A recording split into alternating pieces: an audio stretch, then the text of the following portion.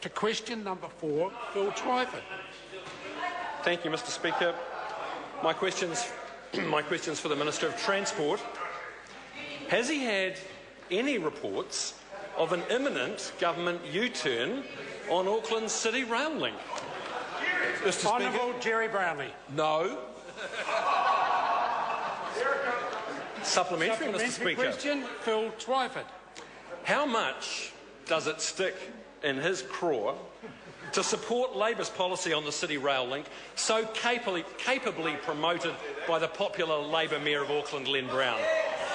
Honourable Jerry Brownlee. Mr. Speaker, not at all. In January of this year, I met with Mr. Brown and made it clear that our position would be determined by the analysis that we did on that proposal. Exactly. Supplementary question, Phil Twyford. Does he now agree with Aucklanders that building the City Rail link is a no-brainer? And does he now disagree with himself that the City Rail link is not viable until 2030? And if so, how did he convince himself that he was so wrong? Honourable Jerry Brownlee. Mr. Speaker, the member misrepresents what I have said in the past. And in black and white it says there that the project becomes more viable toward 2020. But we have looked at the likely demographic of Auckland and decided that we do need to future-proof the city, and therefore we do support the rail loop being built in 2020. Mr. Speaker. Supplementary question, Phil Twyford. When did he tell Stephen Joyce that his trenchant opposition to the City Rail link was being overridden? And how did Mr. Joyce react to being made a complete fool by his own government? Honourable Jerry Brownlee. Mr. Speaker, we're seeing here a clear reason why the National Government is so popular and the Labour opposition so bereft of ideas. The reality is that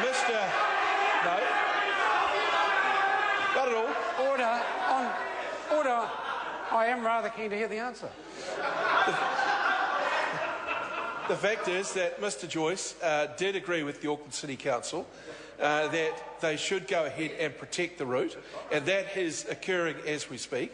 When I inherited that ministry, I carried on the position that had previously been taken, that was we wish to have a closer look at the viability of the project. We've done that very responsibly, and Friday's announcement will be well received by the people of Auckland.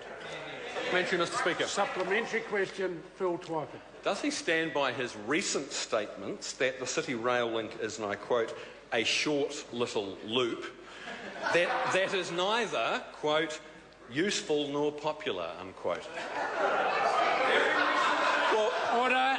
Mr. Speaker, it is a short little loop, and in many circles it is not popular.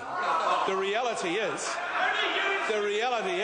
that by 2020 the demographic of Auckland will have changed, and it would be irresponsible for any government not to future-proof against that. That's what we're doing. Question number 5, Dr. Cam Calder. Thank you, Mr.